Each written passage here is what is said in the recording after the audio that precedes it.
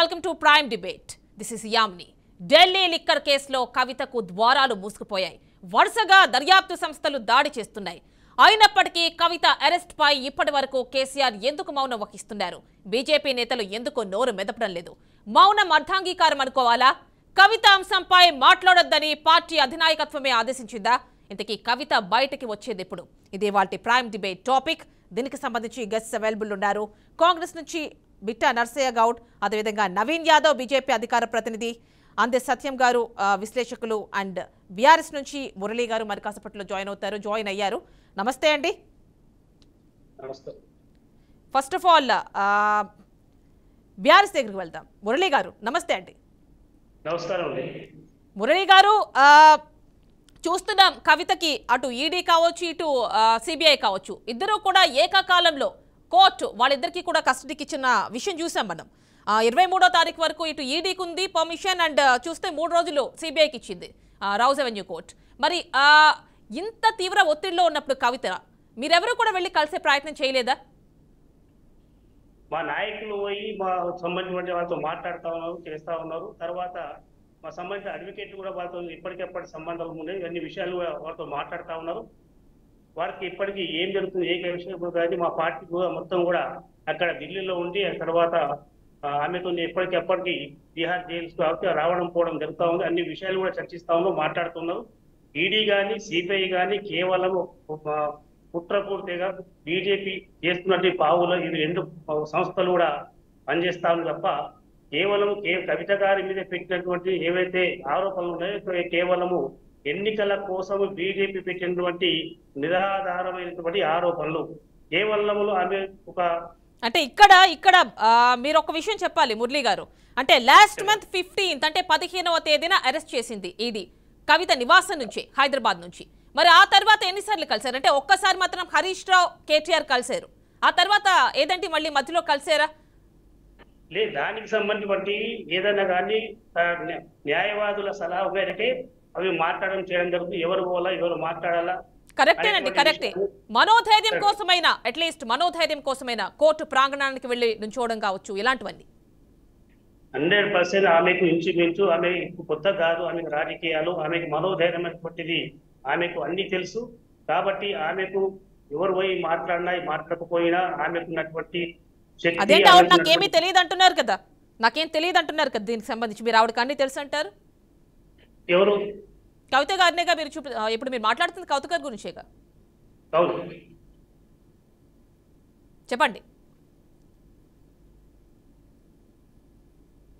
Continue చేయండి మురళీ గారు. Hello, continue చేయండి.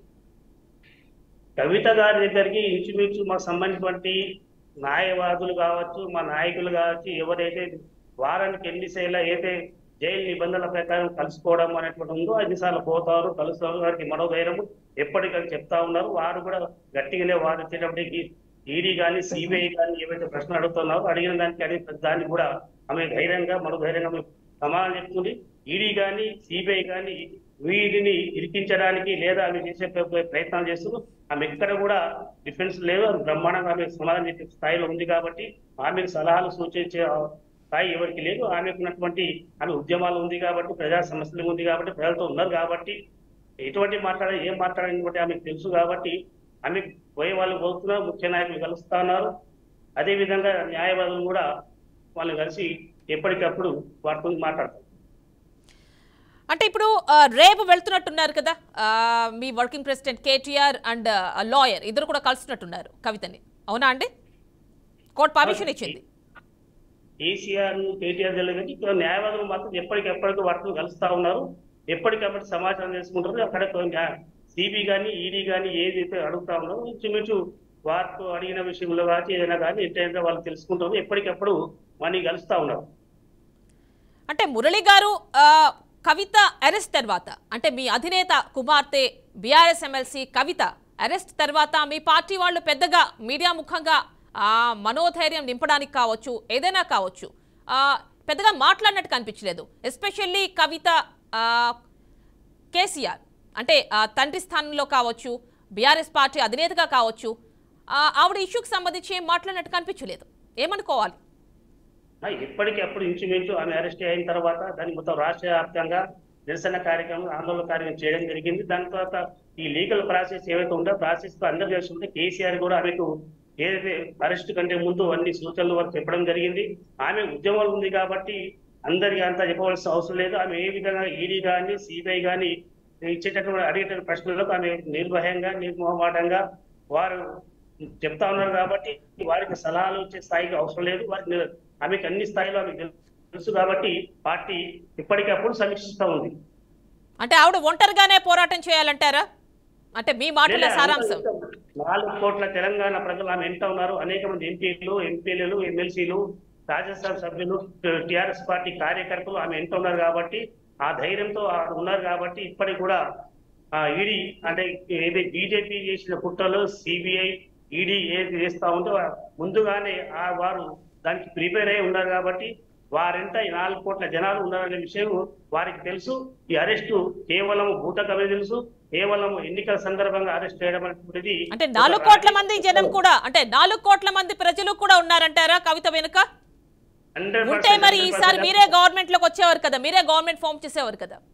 సరే, రాజకీయాలు ఎన్నికల సందర్భంగా కొన్ని విషయాలు ఈక్వేషన్స్ ఉంటే కొన్ని సందర్భాల అయితే ఉంటావో అవి గెలుపు ఓటర్లు సహజమే కాబట్టి దాని పెద్ద ప్రాధాన్యత ఇచ్చేది. అనేక రాజకీయ పనులు వందల ఇంచుమించు బీజేపీ కావచ్చు, కాంగ్రెస్ కావచ్చు, ఏళ్ల తరబడి రాజకీయాలు ఉన్నప్పటికీ కూడా వాళ్ళు గెలుపు ఓటర్లు సహజం జరుగుతాయి కాబట్టి పార్టీ కూడా 10 ఏళ్ళు కంటిన్యూగా రాజ్యాంగంలో ఉన్నారు కాబట్టి కొంత ప్రజలు ఇచ్చిన తీర్పులు మేము కట్టుబడి ఉన్నాం, దాన్ని గౌరవిస్తాం. అంటే మురళి గారు ఇప్పుడు మీరు చూసి ఉంటారు చేవెళ్లలో మీ అధినేత బీఆర్ఎస్ ప్రజా ఆశీర్వాద సభ అక్కడికి వెళ్ళి మాట్లాడుతున్నారు. మరి అట్లీస్ట్ ఒక్కసారి ప్రెస్ మీట్ పెట్టి మాట్లాడొచ్చుగా కవిత ఇష్యూ గురించి, ఒక క్లారిటీ ఉంటుంది కదా. కవిత గారు అంటే సొంత కూతురు ఒక ఇష్యూ మీద మాట్లాడాల్సిన అవసరం లేదు.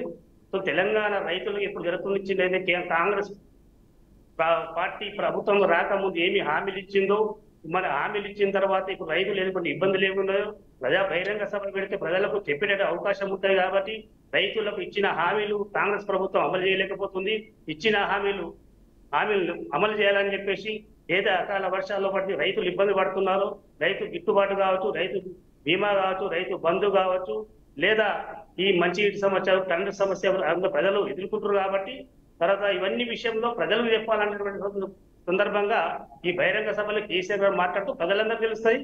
ప్రెస్ మీట్ పెట్టడం వల్ల అంత పెద్ద చాలా ఇది ఉండదు కాబట్టి ప్రజల సమక్షంలో ఏదైతే గత ప్రభుత్వం అయితే ఏమి హామీలు ఇచ్చిందో ఆ హామీలో విషయంలో కేవలం కేసీఆర్ గారు ప్రజల ముందు తీసుకెళ్ళడానికి, టీఆర్ఎస్ కార్యకర్తలు ముందు తీసుకెళ్ళడానికి అది బహిరంగ సభ ద్వారా అనే విషయాన్ని మేము చెప్పాలనుకున్నాం కాబట్టి కేసీఆర్ గారు బహిరంగ సభ ద్వారానే చెప్తారు. మొన్ననే ఈ మధ్యలో కూడా ప్రెస్ మీట్ పెట్టడం జరిగింది. ప్రెస్ మీట్ లో కూడా కేసీఆర్ కూడా ఈ ప్రభుత్వం కాంగ్రెస్ ప్రభుత్వం ఇచ్చిన హామీలు నెరవేరడంలో పూర్తి విఫలమైన విషయం కూడా మీ ప్రెస్ ద్వారా కూడా చెప్పడం జరిగింది.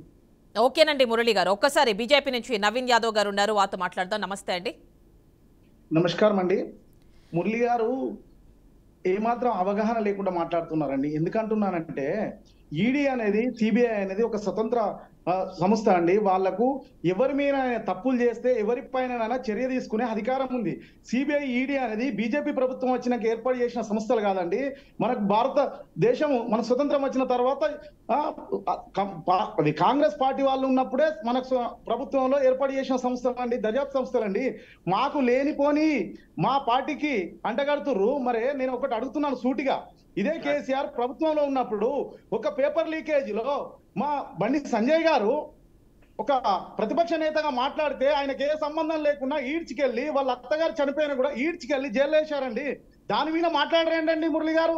ఇవాళ కేసీఆర్ ఏమన్నాడు, ఎవరు తప్పు చేసినా నా సొంత బిడ్డ తప్పు చేసినా జైల్లో పోవాల్సింది అన్నాడు కాబట్టి ఆయన అర్ధంగీకారం కాదు పూర్తి అంగీకారం కాబట్టి భయపడుతూ ప్రజలకు చెప్పలేక భయపడుతూ జంకుతూ ఒప్పుకుంటున్నారండి. మేము చెప్తున్నాము ప్రజల వద్దకు పబ్లిక్ గా చర్చకు రమ్మనండి. ఇవాళ కవిత గారి ఆస్తులు టిఆర్ఎస్ పెట్టక ముందు ఎన్ని ఆస్తులు ఉన్నాయి, టిఆర్ఎస్ పబ్బం గడిపిర్రండి. ఆంధ్ర వాళ్ళని బెదిరించుకో బతికిరు 10 ఏళ్ళు ప్రభుత్వం వచ్చిన ఇంకా దోసుకో బతికిర్రు. ఆమె అత్తగారు పోతంగల్ నిజామాబాద్ జిల్లాలో ఉంటది. ఆమె ఆస్తులన్నీ ఆమెకున్నది ఒక ఇల్లు, చిన్నపాటి ఇల్లులో వాళ్ళ అత్తగారు బీడీ కంపెనీ కిరాయికి ఇచ్చారండి. మీ పాత్రికేయులను పంపితే నేను నిరూపిస్తానండి. ఆమె ఒక బ్యూటీ పార్లర్ నడుపుకుంది. ఇలా ఆమె ఆస్తులన్నీ ఒకప్పుడు ఆమెనే ఒక మహిళగా ఏమన్నది, నేను మద్యపాన నిషేధం గురించి నేను కేంద్ర ప్రభుత్వంతో నిరాహార దీక్ష చేస్తా కొట్లాడుతున్నది. సిగ్గు లేకుండా ఒక మహిళను అనకూడదు, సిగ్గు లేకుండా ఒక మద్యపాన నిషేధంలో కుంభకోణంలో ఇరికి ఇంకా తప్పు చేస్తున్నానని ఆమె ఒప్పుకొని చల్లగా ఉండకుండా వీళ్ళు ఇంకా టిఆర్ఎస్ వాళ్ళు ఒక దొరసాని చేస్తే తప్పు కదా అండి. ఎంతో మంది మహిళలు బాధపడుతున్నారు. ఇలా ఆమె ఒక తెలంగాణ బిడ్డగా ఒక మద్యపానంలో కుంభకోణంలో ఇరికిందంటే మన తెలంగాణ పారిపోతుందండి. యాదవ్ గారు ఏదే అవగాహన లేదని మాట్లాడుతున్నారు, మీకు ఫస్ట్ అవగాహన. నేనేమంటున్నా, ఆగండి మురళి గారు, క్రాస్ టాక్ వద్దండి, బాలే క్రాస్ టాక్ వద్దు. మురళి గారు ఒక్క నిమిషం. క్రాస్ టాక్ వద్దు, క్రాస్ టాక్. మురళి గారు మీ టైంలో మీరు మాట్లాడారు, ఒక్కసారి నవీన్ యాదవ్ గారికి కూడా అవకాశం ఇవ్వాలి. ఇప్పటి వరకు ఈడీ కానీ ఈడీ విచారణ అది జరుపుతాయి, సిబిఐ విచారణ ఒకే దాని మీద 2 సంస్థలు విచారణ జరుపుతున్నాయి. మరి ఈడీ ఒకసారి కష్టాలు తీసుకున్న విచారణ జరుగుతున్నప్పుడు ఇంకో సిబిఐ ఇంకా అంత జోక్యం చేసుకోవాల్సిన అవసరం ఉంది. అంటే బదనాం చేయడానికి, ఆమెను బయట రాకుండా ఉండడానికి ఎన్నికల వరకు ఇది ఒక కుట్ర పూడుతుంది తప్ప ఇవాళ ఈడీ సిబిఐ కేంద్ర దర్యాప్తు సంస్థలు నేరుగా అంటున్నది. యావత్ దేశంలో భారతదేశంలో మేధావులు, ప్రజలు, మధ్యతరగతి అనేక మంది కూడా సిబిఐ యొక్క చర్యలు కేంద్ర నరేంద్ర మోడీ యొక్క కనుసన్నలు నడుస్తున్నాయి. ఓకేనండి మురళి గారు మీ టైంలో మీరు మాట్లాడారు, ఒక్కసారి నవీన్ యాదవ్ గారికి అవకాశం ఇవ్వాలి, వారు కూడా మాట్లాడాలి. మురళి గారు మళ్ళీ మీరు మాట్లాడొచ్చు, మీ టైంలో మీరు మాట్లాడారు. ఇప్పటికి ఈడీ గానీ సిబిఐ గానీ ఇలా ప్రూవ్ చేయలేకపోయి ఒకవేళ దమ్ము ధైర్యం ఉంటే సిబి గానీ ఈడీ గానీ సిబిఐ గానీ. ఓకే మురళి గారు, మీ డౌట్స్ అన్ని ఇక్కడ క్లియర్ చేస్తారు నవీన్ యాదవ్ గారు.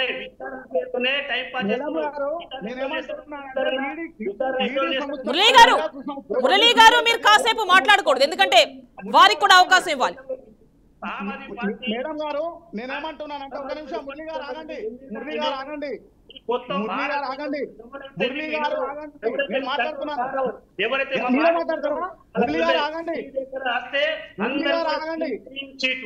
ఇతర రాజకీయ పార్టీ ఉంటే మాత్రం ఇది మీరు ఏ రాజకీయ పార్టీ. మురళి గారు టైం వేస్ట్ అవుతోంది, మీ సమయంలో మీరు మాట్లాడారు. అంటే ఇందిరాగాంధీ పీరియడ్ లో ఏదైతే ఎమర్జెన్సీ బహిరంగ జరిగిందో మురళి గారు టాపిక్ టోటల్ గా డీవియేట్ అయిపోయిందండి, మీరు టాపిక్ కి రిలేటెడ్ గా మాట్లాడట్లేదు. ఒక పెద్ద మేడం నేను ఏమంటున్నానంటే, సిబిఐ దర్యాప్తు సంస్థ కానీ ఈడీ దర్యాప్తు సంస్థ కానీ వాళ్ళకి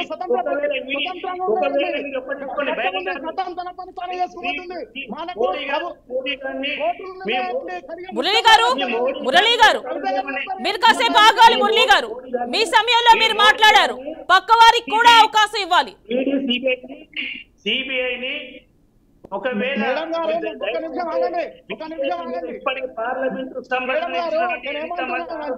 మురళి గారు మీరు ఒక్క నిమిషం ఆగాలి, ప్లీజ్ ఒక్క నిమిషం ఆగాలి మీరు.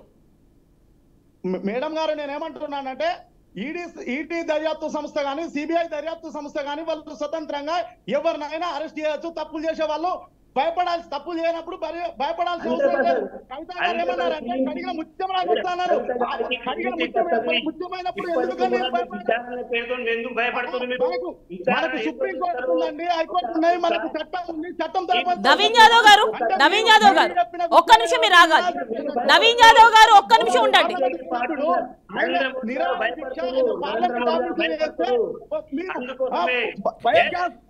గ్యాస్ పెట్టి మీరు అరెస్ట్ చేస్తారు. అటువంటి ఆలోచనలు మీకు ఉంటాయి కాబట్టి మీకు భయం. మీరు ఒక గవర్నర్ ఒక్క నిమిషం అండి. మురళి గారు, నవీన్ యాదవ్ గారు మీరిద్దరూ కూడా టాపిక్ కి రిలేటెడ్ కాని ఇష్యూస్ మాట్లాడుతున్నారు. ఈ రోజు మన టాపిక్ అది కాదు. రాష్ట్రానికి వస్తే కనీసం రిసీవింగ్ చేసుకునే దౌర్భాగ్యమైన కేసీఆర్ ఎప్పుడు తాగుతాడో, ఎప్పుడు పడుకుంటాడో, ఎప్పుడు ఫామ్ హౌస్ లో ఉంటాడో. నవీన్ యాదవ్ గారు ఈ రోజు మన టాపిక్ అది కాదు, కేసీఆర్ కాదు, కవిత ఇష్యూ దానికి రిలేటెడ్ గా మాట్లాడండి. కేసీఆర్ మీరు ఎప్పుడైనా కూర్చుని తాగిండ్రా?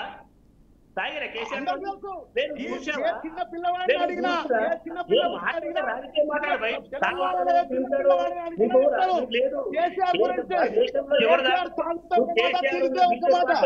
చూసినట్టు గ్లాస్ కలుసుకున్నట్టు అది చూసినామండి, మా పక్కూర్లో కట్టేసిర్రు. కేసీఆర్ పక్కూర్లో కట్టేసిర్రు. పాస్పోర్ట్ బ్రోకర్ ఉన్నప్పుడు. ఓకేనండి, ఓకే. ఒక్కసారి మనం కాంగ్రెస్ మిట్టా నర్సయ్య గౌడ్ గారు ఉన్నారు, వారితో మాట్లాడదాం. ఒక్క నిమిషం అండి. నమస్తే అండి నర్సయ్య గౌడ్ గారు. మీరు చూస్తున్నారు, లాస్ట్ మంత్ 15th అరెస్ట్ చేసింది ఈడీ. కవిత నివాసం నుంచి హైదరాబాద్ నుంచి అరెస్ట్ చేసింది. మరి ఇప్పటి వరకు చూసుకుంటే 23వ తారీఖు వరకు మళ్ళీ ఆవిడకి రిమాండ్ అంటే ఈడీకి రిమాండ్కి పర్మిషన్ ఉంది, రౌజ్ అవెన్యూ కోర్టు ఇచ్చింది.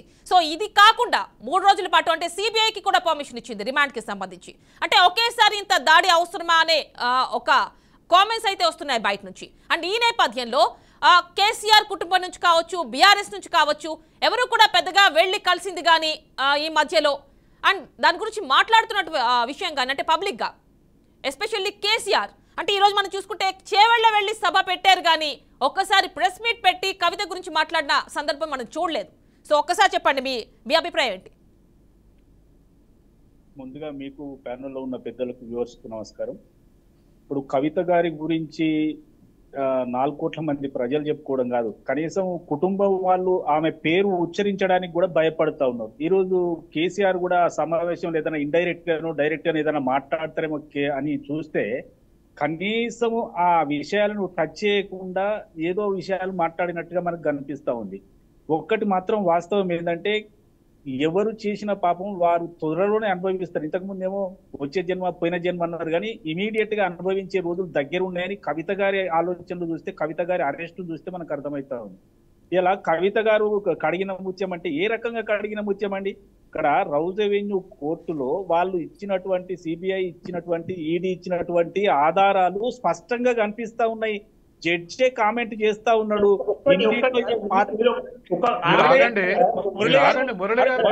మిగతా వాళ్ళు మాట్లాడండి. మురళి గారు ఫస్ట్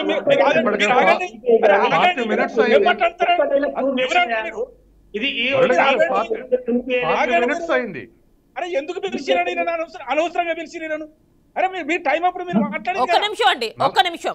నర్సయ్య గౌడ్ గారు కూడా మాట్లాడే అవకాశం ఇవ్వాలి, ఆయన వర్షన్ ఏంటో వినాలి. మాట్లాడుతున్నా మేడం. ఇప్పుడు అరెస్ట్ చేసింది ఈడీ, అరెస్ట్ చేసింది సిబిఐ, అరెస్ట్ చేసింది, కస్టడీ కూడా తీసుకున్నది. అంతకు ముందు ఉన్నటువంటి ఆధారాలను కోర్టులో సబ్మిట్ చేస్తే జడ్జి కామెంట్ మనం వింటున్నాం కదా, అది కూడా తప్పంటే ఎట్లనండి?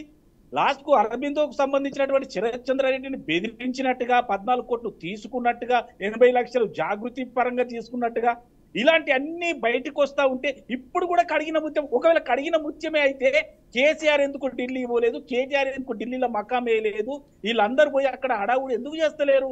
ఈ రోజు కవిత పేరు కనుక తీస్తే ఇమ్మీడియట్ ఉన్న ఓట్లు కూడా పోతాయన్న భయానికి వచ్చేసిండ్రు. కవిత ఖచ్చితంగా తప్పు చేసిందని కేసీఆర్ కు తెలుసు, కేటీఆర్ తెలుసు, బీఆర్ఎస్ పార్టీ నాయకులు అందరికీ తెలుసు, 4 కోట్ల తెలంగాణ ప్రజలకు కూడా తెలుసు.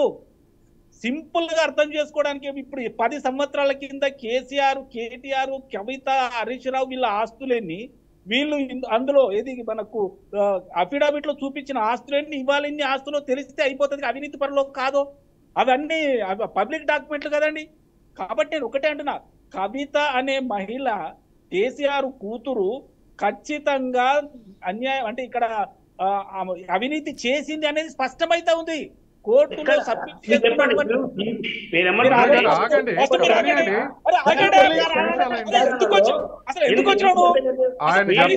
ఒక్క నిమిషం అండి, ఒక్క నిమిషం. నర్సయ్య గౌడ్ గారు మాట్లాడుతున్నారు, వారిని కూడా కాంగ్రెస్ నుంచి ఆయన వర్షన్ ఏంటో విందాం.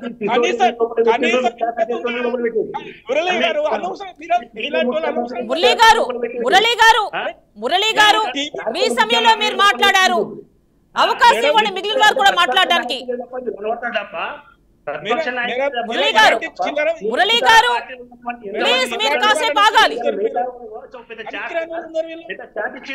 ఎంతమంది బీజేపీలో ఎంతమంది అవినీతి పాల్గొన్నారో. మురళి గారు ప్లీజ్ మీరు ఒక్క నిమిషం ఆగాలి, మీరు ఒక్క నిమిషం ఆగాలి. మీ టైంలో మీరు కౌంటర్ చేద్దరు కానీ ఒక్క నిమిషం ఆగాలి. మురళి గారు మీ టైంలో మీరు ఆన్సర్ ఇవ్వండి, మీరు కౌంటర్ చేయండి. తెల్ల పాలు మా మీద ఏమి లేదని విషయాన్ని చెప్పారు ఒకసారి. మీరు కంప్లైంట్ చేయండి. మురళి గారు మీకు విజ్ఞత ఉందా? అసలు ఏం మాట్లాడాలో తెలుసా? కనీసం డిబేట్ కు ఫస్ట్ టైం వచ్చిరా? ఏం మాట్లాడుతారు? నోరు మూసుకొని సపడే కూర్చోండి. మీ వర్షం వచ్చినప్పుడు మాట్లాడండి. ఎవరు మాట్లాడితే వాళ్ళ క్రాస్ టాక్ మాట్లాడతారా? ఇదేమన్నా మీ తాత జాగిర్ అనుకోరా? టీవీ డిబేట్ కు వచ్చినప్పుడు సబ్జెక్ట్ మీద మాట్లాడండి. మీకు ఎంత సబ్జెక్ట్ ఉంటే అంత. అంతేగాని అడ్డం పడితే ఎట్లా? ఓకేనండి. నవీన్ యాదవ్ గారు కంటిన్యూ చేయండి మీ మోషన్.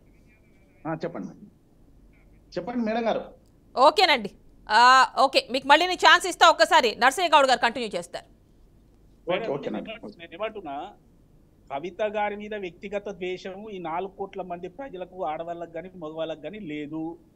ఏ పార్టీ కూడా ఉండదు.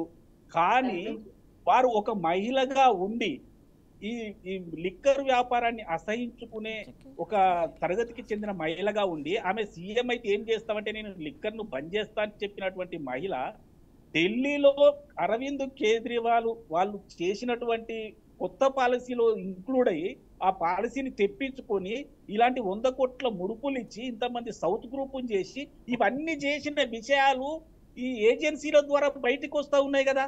ఇప్పుడు ఒకవేళ అరెస్టు చేస్తే కోర్టు ఒట్టిగానే వదిలేస్తుందా అండి? ఒట్టిగానే రిమాండ్ ఇస్తుందా? బెయిల్ ఇవ్వదా?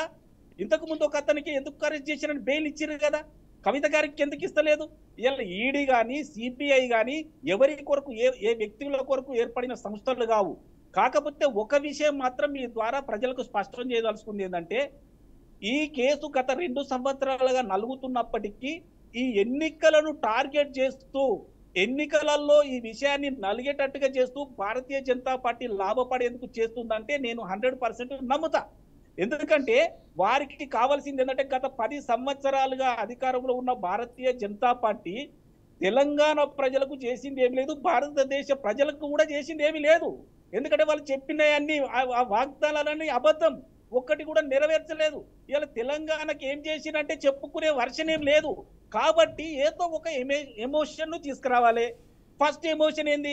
రామునికి గుడి కట్టినాము, రాముని అక్షంతలు మేము పంచుతా ఉన్నాం అని గల్లికి ఇల్లు పోయి ఒక ఎమోషన్ తీసుకొచ్చారు. ఆ తర్వాత చెప్పడానికి ఏం లేదు కాబట్టి అక్కడ అరవింద్ కేజ్రీవాల్ ఇక్కడ కవితను అరెస్ట్ చేసిండు.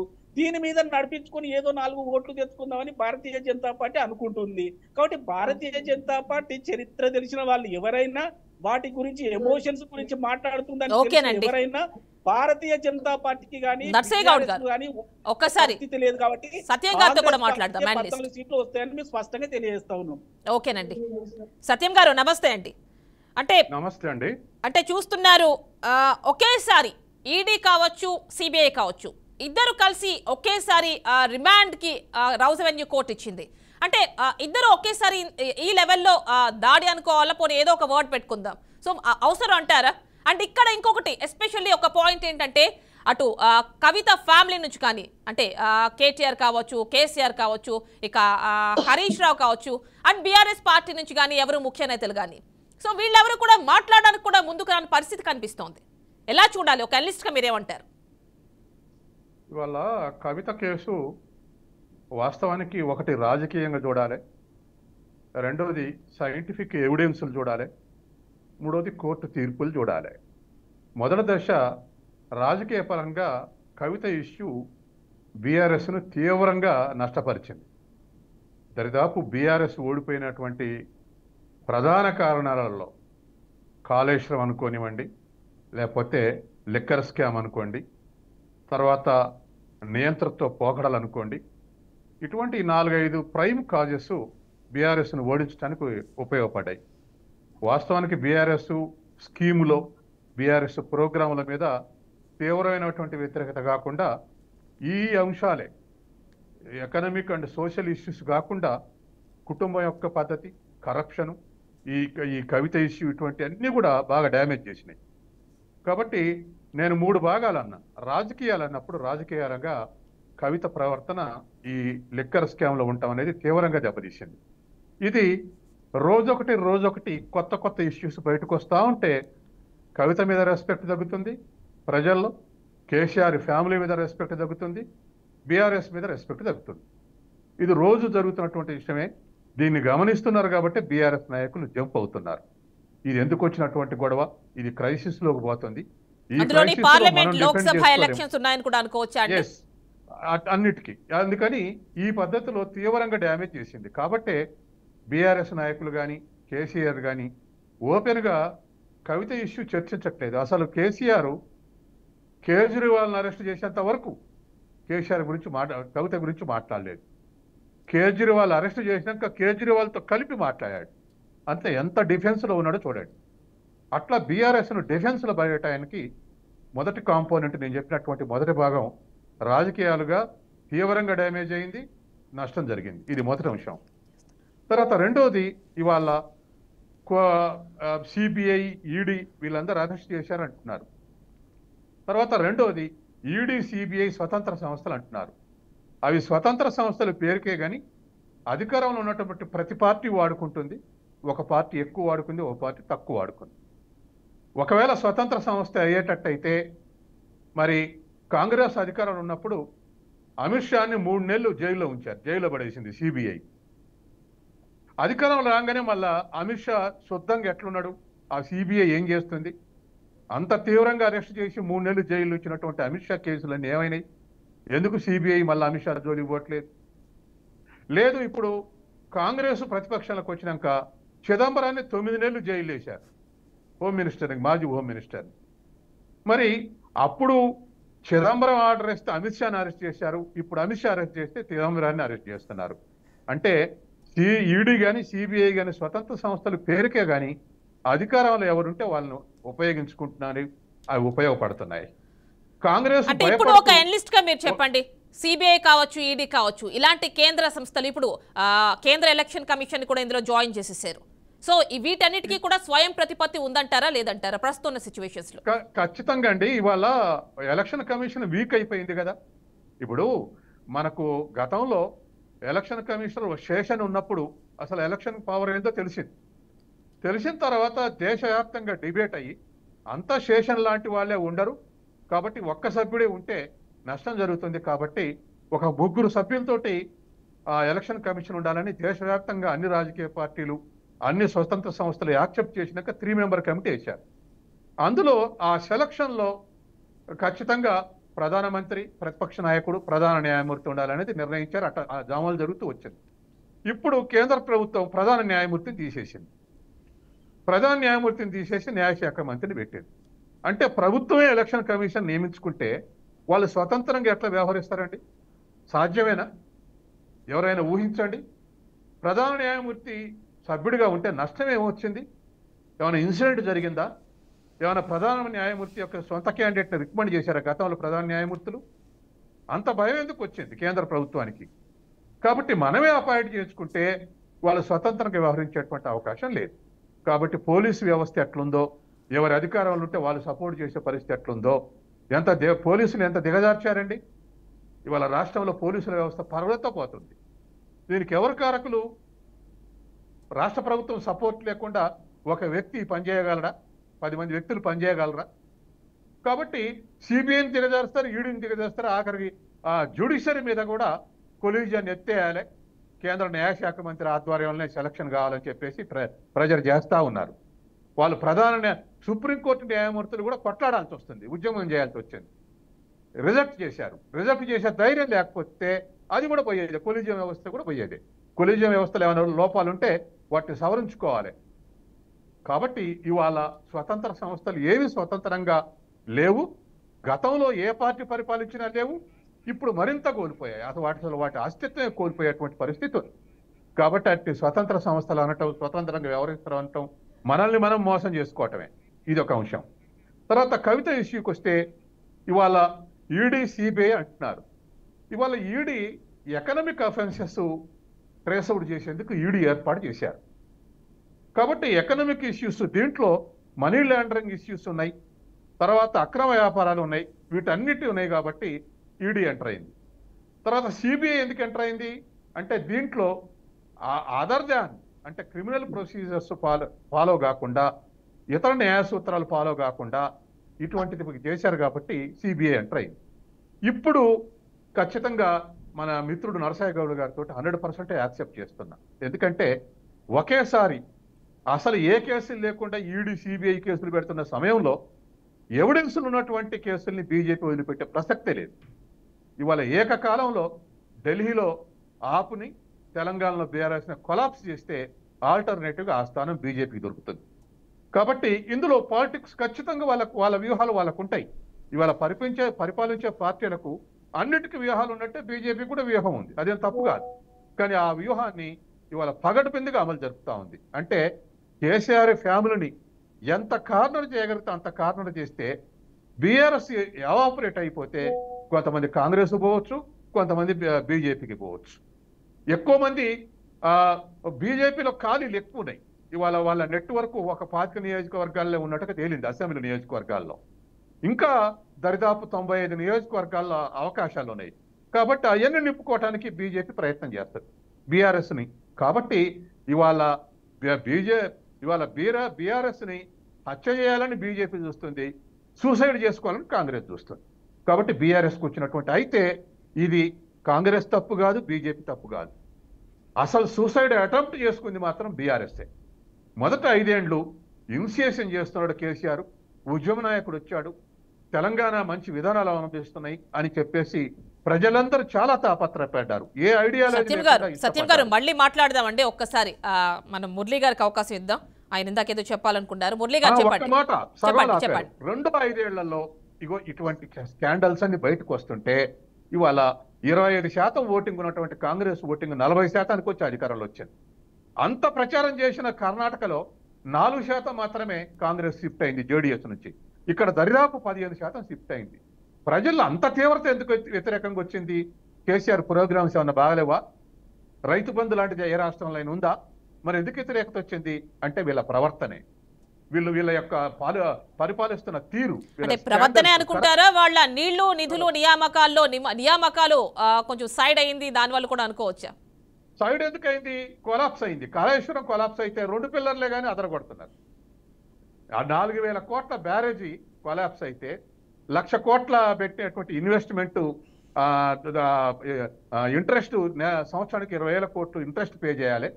దరిదాపు 16 లక్షల ఎకరాల్లో నీరు గ్రౌండ్ వాటర్ లెవెల్ పైకి రావాలి. ఇప్పుడు ఈ బ్యారేజీల నీళ్లు తీసేయమని నేషనల్ డ్యామ్ సేఫ్టీ అథారిటీ చెప్పింది కాబట్టి తీసేస్తే ఇవాళ ground water level north Telangana మొత్తం పడిపోయింది. ఇంత నష్టం జరుగుతుంటే 2 పిల్లర్లు కానీ తీసేస్తే ప్రజలు అమాయకులేనండి? అమాయకులేనా? ఇంత ఇదిగా తీసేయొచ్చా? కాబట్టి ఇలాంటి ఇష్యూస్ అన్ని కూడా ఖచ్చితంగా ఎందుకంటే కవిత ఇష్యూ కావచ్చు, నియామకాలు కావచ్చు, ఇప్పుడు కాళేశ్వర ఇష్యూ కావచ్చు, ఇలా రకరకాల రీజన్స్. కర్ణుడి చావుకి 1,00,000 కారణాలు అన్నట్టుగా బీఆర్ఎస్ ఓటమికి రకరకాల కారణాలు కనిపిస్తున్నాయి. ఒక్కసారి మురళీ గారితో కూడా మాట్లాడదాం. మురళీ గారు ఇందాక మీ వర్షన్ చెప్తున్నారు, ఒకసారి కంటిన్యూ చేయండి.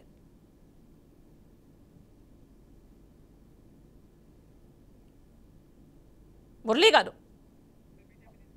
ఓకేనండి. ఓకే, ఒక్కసారి మనం నవీన్ యాదవ్ గారి దగ్గరికి వెళ్దాం. నవీన్ యాదవ్ గారు చెప్పండి, కన్క్లూడ్ చేయండి, మీ వర్షన్ ఏంటి చెప్పండి, ఇంకా ఎక్కువ టైం లేదు. మేము ఏమంటున్నామంటే ఇప్పుడు స్వతంత్ర ప్రతిపత్తి ఉన్న సిబిఐ కానీ ఈడీ దర్యాప్తు సంస్థలు కానీ మా పార్టీకి రుద్దుతున్నారండి. సరే, నేనేమంటున్నానంటే ఇక్కడ మరి ఆ అధికారం ఉండే కావాలనే చేశారా? మా గౌరవ పార్లమెంట్ సభ్యుని అరెస్ట్ చేశారు, ఇప్పుడు ఫోన్ ట్యాపింగ్ అంటున్నారు. ఫోన్ ట్యాపింగ్ అన్నప్పుడు మరి వాళ్ళు చెప్తున్నారు కదండి, పేర్లు చెప్పినప్పుడు బయట ఎందుకు పెడతలేరండి మీ పత్రికల ద్వారా, మీ ఛానళ్ళ ద్వారా? ఇప్పుడు ఒక మాజీ మంత్రి ఆయన స్వయం ఒప్పుకున్నాడు, కేటీఆర్ ఏమన్నాడు, చేస్తే కాస్త కోస్తో 2 లుచ్చగాళ్ళ చేశామని అంటారు. అది మీ దగ్గర విజువల్స్ కూడా ఉన్నాయి, ఎందుకు అరెస్ట్ చేస్తలేరండి? వాళ్ళకి అధికారం ఉన్నప్పుడు. ఇప్పుడు వాళ్ళు ఏమంటున్నారంటే రాజ్యాంగం మీద మనకు గౌరవం ఉండాలండి, రాజ్యాంగం మీద గౌరవం ఉండాలి. ఈడీ సంస్థలు, సిబిఐ సంస్థలు, దర్యాప్తు సంస్థలు వాళ్ళకు స్వయం ప్రతిపత్తి ఉన్నాయండి, వాళ్ళ మీద నమ్మకం. ఇప్పుడు కవిత గారు చెప్పారు, నేను కడిగిన ముత్యం లాగా. నవీన్ యాదవ్ గారు బ్రీఫ్ చేయండి, ఎక్కువ సమయం లేదు, మిగిలిన వారు కూడా మాట్లాడాలి. ఇలా కేసీఆర్ గారు అబద్ధాల కోరండి. ఆయన ఏమన్నాడండి, నేను ఒక ముసలోన్ని ఒక దళితుని ముఖ్యమంత్రి చేస్తా, ఎన్నో దొంగ హామీలు ఇచ్చి ప్రభుత్వాన్ని ఆయనిచ్చైనా కూల్చుకున్నాడు, కానీ ఎవరు కూల్చలేరండి. బీజేపీకి అవసరం లేదు. మా బీజేపీ పార్టీ అంటేనే దేశం కోసం, ధర్మం కోసం. ఇప్పుడు మన నరసయ్య గౌడ్ గారు అన్నట్టు మేము రాముని అంటున్నామని అంటున్నారు కదా అండి, ఇది భరతుడు పాలించిన భారతదేశం అండి. ఇప్పుడు మేము దేవుళ్ళని మొక్కుతారు కదండి ప్రతి ఒక్కరు. ఇలా రాహుల్ గాంధీ గారు రాముని మొక్కలేని పరిస్థితులు ఉన్నాడు. ఓకేనండి, అక్కడి ఓకేనండి, వాళ్ళు రాలేదు. మురళీ గారితో మాట్లాడదాం. భారతదేశంలో అందరికి సమానమే కదండి, రావచ్చు కదండి. ఓకేనండి, కన్క్లూడ్ చేసేద్దాం. అంటే ఇంకా టైం లేదు. ఇంకా ఒక్కసారి మురళీ గారితో కూడా మాట్లాడదాం. మురళీ గారు చెప్పండి మీ మోషన్. ఎవరైతే ఇప్పుడు బీజేపీ కేవలము పెద్దలు చెప్పినట్టుగా ఈడీని కేవలం ఒక పావుగా వాడుతున్న విషయంలో అది అందరూ స్పష్టంగా. మురళీ గారు, క్రాస్ టాక్ వద్దండి, క్రాస్ టాక్ వద్దు. నవీన్ యాదవ్ గారు ఇప్పుడు ఇంకా మురళీ గారికి సమయం ఇవ్వాలి, ఎందుకంటే టైం లేదు. ఆయనకు కూడా ఒకసారి అవకాశం ఇవ్వాలి. 100% కవిత గారు కడిగిన ముత్యంగానే బయటకు వస్తారు. ఇది మాత్రం వాస్తవం. మీకు ఒకవేళ నిజంగా సిబిఐ కానీ ఈడీ కానీ మా సంస్థ మాకు అనుసరణలో పనిచేస్తలేదు అనే విషయాన్ని నిజంగా మీరు గుండెల మీద చేసి మీ ప్రధానమంత్రి గారిని మరి ఇన్ని రాష్ట్రాల అనేక మంది ఎంపీలు ఉన్నారు, మంత్రులు ఉన్నారు, వాళ్ళందరి మీద ఈడీ ప్రయోగం చేస్తూ ఇంచుమించు వాళ్ళందరూ. ఓకేనండి మురళీ గారు, మ్యూట్ అయింది మీ వాయిస్, ఒకసారి చెక్ చేసుకోండి. ఇక ఒక్కసారి మనం కాంగ్రెస్ నుంచి నర్సయ్య గౌడ్ గారితో మాట్లాడదాం. నర్సయ్య గౌడ్ గారు, ఫైనల్ గా మీ వాయిస్ చెప్పండి, బ్రీఫ్ చేయండి, టైం లేదు. మేడం, ఇప్పుడు మెయిన్ గా మనం కవిత గారి గురించి మాట్లాడుతున్నాము. ఒకటే ఏంటంటే కవిత ఎప్పుడైనా ఆ కోర్టులో కనిపించినప్పుడు, మీడియా ముందు కనిపించినప్పుడు ఒక మాట మాట్లాడుతుంది. నేను కడిగిన ముత్యములా వస్తాను ఒక మాట. రెండోది అసలు కేసే లేదు, ఎంక్వైరీ ఏం చేస్తారంటే మరి రాజ్యాలు ఏమన్నా పిచ్చోళ్ళు అనుకుంటున్నారా, లేకపోతే ఏజెన్సీలు ఏమన్నా పిచ్చోళ్ళు, అంటే కోర్టులో ఇప్పుడు నమ్ముతలేరా? అంటే జడ్జిని కూడా నమ్మకుండా మాట్లాడితే ఎట్లా? ఇప్పుడు జడ్జి ఆయన సబ్మిట్ చేసిన ఆధారాలను చూసిన తర్వాత ఈ పలానా విషయాలలో ఈమె ప్రమేయం ఉన్నట్టుగా కనిపిస్తుంది కాబట్టి నేను కస్టడీకి ఇస్తున్నాను ఒక జడ్జి ఇచ్చిన దాన్ని కూడా మనం లెక్కలు కేసే లేదు ఏం మాట్లాడతారని చెప్పి. అంటే దీని అర్థం ఏంటంటే ప్రజలను లెక్క చేయరు, కోర్టులను లెక్క చేయరు, ఏజెన్సీలను లెక్క చేయరు. అంటే మీరు దురపాలన చేసింది వాస్తవమే. మరి ఇప్పుడు దొరసాని లెక్క కడుగుతా ఉన్న ఏజెన్సీలు కడుగుతా ఉన్నాయి. మరి ముత్యం అవుతుందా, పగడం అవుతుందా, జైలు పోతుందా, బెయిల్ వస్తుందా, విషయం అర్థమవుతుంది కదా. కాబట్టి ఒకటే అంటున్నా, ఒక మహిళ లిక్కర్ ను అసహించుకుంటది, అలాంటి వ్యాపారములో ఇలాంటి అవినీతికి పాల్పడినటువంటి కవితను ఎప్పుడు కూడా సమాజం క్షమించదు. తెలంగాణ సమాజమే కాదు, భారతదేశంలో ఏ మహిళ కూడా క్షమించే అవకాశం లేదు. ఇంత దారుణానికి ఒడిగట్టినటువంటి బీఆర్ఎస్ పార్టీకి సంబంధించిన నాయకులకు కానీ ఎవరికి కూడా ఒక సీట్ వచ్చే అవకాశం బీఆర్ఎస్ ఖచ్చితంగా సమాప్తం అవుతుంది. ఓకేనండి, సత్యం గారు చెప్పండి.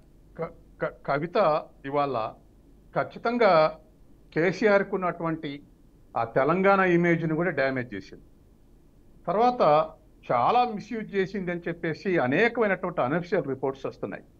తర్వాత కేటీఆర్ ఏమో ఇప్పుడు తేలికగా తీసేసి మాటల ద్వారా మేము కోటలు పెడతామంటే ప్రజలు అట్లా లేరు. కాళేశ్వరం పగిలిందంటే హరీష్ రావు ఏమో 2 పిల్లర్లే కదా అని తీసేస్తే ప్రజలందరూ వదిలేస్తారు అనుకుంటున్నారు. అట్లాగే ఫోన్ ట్యాపింగ్ అనగానే కేటీఆర్ 2 లుచ్చాగాలను చేశారు ఏమో అన్నారు.